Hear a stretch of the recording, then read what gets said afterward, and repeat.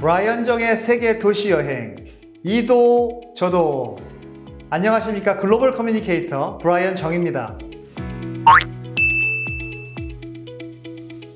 오늘 만나볼 도시는 아이슬란드의 수도 레이캬비크와 서남부의 볼거리들, 그리고 많은 분들이 궁금해하시는 먹거리들을 설명하도록 하겠습니다.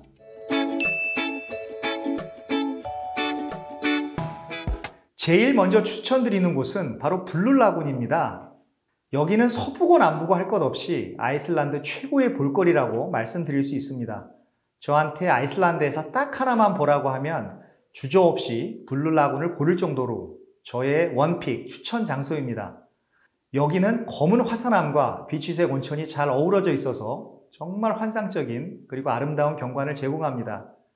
이 주변은 다 화산지대라 삭막한데요, 그 가운데 온천이 있는 것이라서 사막에서 오아시스를 보는 그런 느낌으로 다가옵니다. 참 경이스럽고 멋있습니다.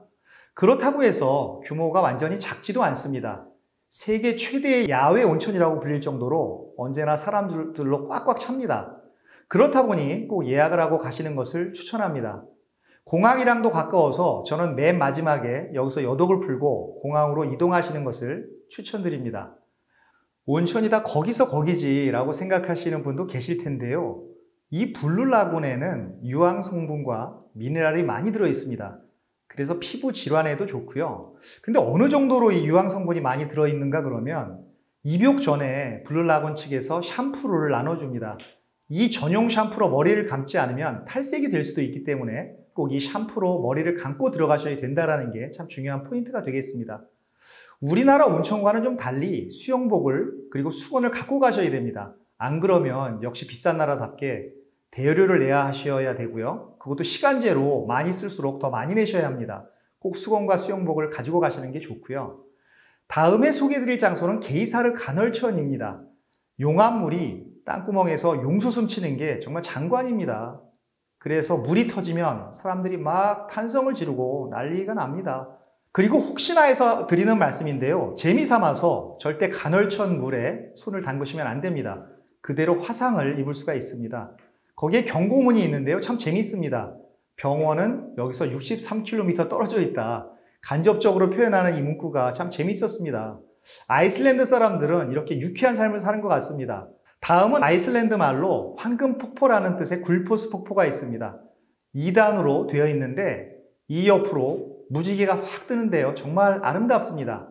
그런데 이 장관을 어쩌면 우리가 못 봤을 수도 있는 그런 사건이 있었습니다. 예전에 영국인 사업자가 여기에 댐을 만들어서 수력발전소를 건설하려고 했는데요, 즉 폭포를 사기 위해서 지역민들과 협상을 했습니다. 그때 만약에 폭포가 팔렸으면 우리는 지금 이 아름다운 폭포를 보지 못했겠죠. 그런데 역시 영웅은 있었습니다.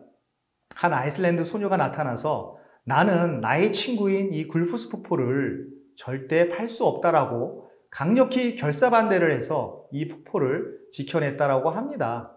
이 소녀의 소망이 아이슬란드의 황금 폭포를 지켜낸 것입니다. 정말 찡하게 다가오는 그런 스토리입니다. 또 폭포 위쪽에는 레스토랑과 기념품 가게들이 많이 있는데 여기서는 세일을 많이 합니다. 그래서 물건을 사실 분들은 여기를 이용해도 좋을 것 같습니다. 그리고 2004년 유네스코 문화유산으로 등재된 싱벨기르 국립공원이 있는데요, 이곳을 소개해드리고자 합니다. 기암괴석과 호수가 어우러진 곳인데 서기 930년에 세계 최초의 의회인 알싱기가 열린 곳이기도 합니다. 옆에 다른 나라들은 절대 군주 때문에 다들 시름시름 앓고 있었는데 이때 이미 국민들의 목소리를 듣는 의회가 열렸다라고 하니까 정말 그 당시를 살았던 아이슬란드 사람들이 얼마나 선진적이고 민주적인지를 우리가 가늠할 수 있습니다.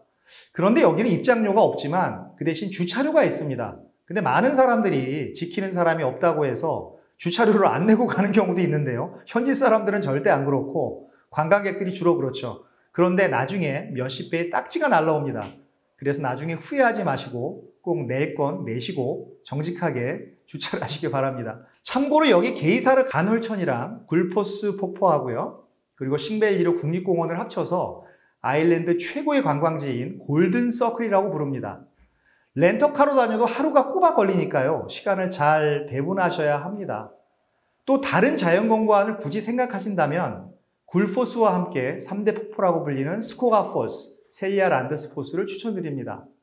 그리고 아이슬란드에도 코끼리 바위가 있습니다. 바로 디르홀레이라는 장소인데요. 이게 바위도 아름답지만 블랙 샌드 비치로 유명합니다. 글자 그대로 모래 색깔이 검정색인데요. 바로 화산재가 나와서 모래 비치를 만들어서 그렇습니다. 이제 레이캬비크로 다시 들어가 보겠습니다. 레이캬비크의 랜드마크인 할그림스 키리카, 이제 이 교회로 가볼까 하는데요. 여기 아이슬란드에도 주상절리대가 많이 있는데요. 그 주상절리대를 보고 영감을 받아서 1937년에 유명한 건축가 구두연 사무엘손이 이 교회를 디자인했다고 합니다. 이 교회 앞에는 동상이 하나 있는데 그 주인공은 바로 레이휘르 에이릭손이라는 사람입니다. 콜럼버스보다 무려 500년 전에 아메리카 대륙을 발견한 탐험가로 알려져 있죠. 하지만 우리 모두 아메리카 대륙을 처음 발견한 건 콜럼버스로 알고 있습니다. 왜 이 사람이 아닌가? 아주 간단합니다. 역사적인 증거가 없기 때문입니다. 그래서 역사는 증거이고 또 증거가 중요하다고 말씀드릴 수 있겠습니다. 이외에도 시내에서는 레이캬비크의 콘서트홀인 하르파와 올드하버 등이 있고요. 이 올드하버 근처에 멋진 펍과 식당이 많습니다. 저는 개인적으로 호프닌이라는 식당을 추천드립니다. 트렁크 래빗 아이리스 펍이라는 곳도 있는데 이곳에서 멋진 라이브 뮤직을 즐기셔도 되고요. 연인이나 부부가 간다면 꼭 들러보실 것을 추천드립니다.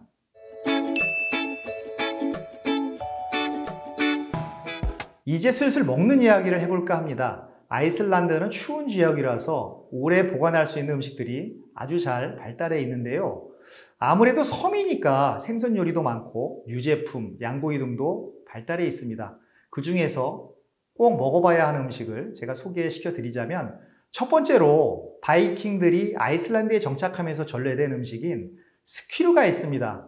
요구르트 같지만 요구르트가 아닌 이 음식은 저지방 치즈에 가깝습니다. 아침에 디저트와 함께 먹는 그런 음식이고요. 그리고 연기로 익힌 양고기인 한기트 웨트가 있습니다. 그리고 초콜릿이나 카라멜을 빵 전체에 올려서 먹는 빵인 스누드루가 있습니다. 그리고 냄새가 좀 고약한데요. 삭힌 상어인 하우카르들이 있고요. 삶은 양머리를 통째로 먹는 스비드가 있습니다. 고기를 그대로 구워서 스테이크로 먹기도 하는데요.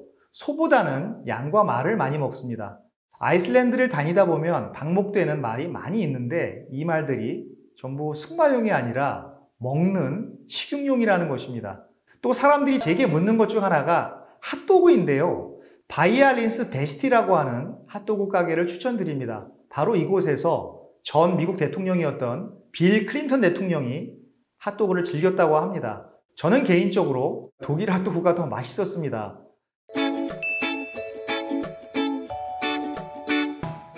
제가 제일 좋아하는 맥주 이야기를 안 할 수 없겠는데요. 아이슬란드 맥주는 체코나 벨기에처럼 역사가 오래되지는 않았습니다. 울프루, 브리오, 바이킹, 칼디, 에인스톡 같은 이런 브랜드가 있고요. 종류가 굉장히 다양한 편입니다. 그래도 바이킹의 나라라서 그런지 라거 맥주인 바이킹 맥주가 가장 인기도 좋고 유명합니다. 우리나라의 3월 1일은 3.1절인데 여기는 맥주의 날입니다. 정말 맥주 만세를 외쳐야 할 것 같은데요. 얼마나 좋아하면 맥주의 날을 만들었을까라고 생각하기 쉬울 텐데 사실 그게 아니라 1989년까지 아이슬란드는 2.25도 이상의 맥주를 만드는 게 불법이었습니다. 그래서 아이슬란드는 덴마크의 칼스버그 맥주를 많이 수입했었는데요. 지난 시간에 얘기했던 것과 같이 아이슬란드는 덴마크에게서 오랜 기간 동안 식민 지배를 받았습니다. 그러다 보니까 덴마크로부터 독립을 하려는 노력을 많이 했는데요. 그 식민 지배를 했던 나라에서 맥주를 많이 구입하는 것은 사실 말이 안 되잖아요. 그래서 덴마크에서 독립한 후에도 2.25도 맥주 금지령이 계속 유지되다가 1989년 3월 1일에 겨우 해제되었습니다. 그래서 이날이 역사적인 맥주의 날이 된 것입니다. 얘기하고 나니 정말 맥주 독립 만세라고 할 수 있겠습니다.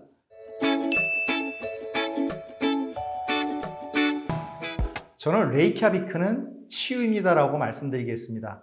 그래서 심리적으로, 육체적으로 힘든 분들은 살아있는 청정자연을 만날 수 있는 이곳 레이캬비크를 추천드립니다. 거대한 폭포의 물줄기, 땅에서 솟아나올 수 있는 뜨거운 물, 넓고 거대한 자연들을 보는 것만으로도 여러분들의 몸과 마음의 면역력이 되살아날 것입니다. 웅대하고 위대한 자연이 있는 곳, 이 치유의 땅에 꼭 한번 가보시기 바랍니다. 자, 그럼 좋아요와 구독 클릭해 주시고요. 여러분의 도시를 찾는 그날까지 저는 다시 돌아오겠습니다.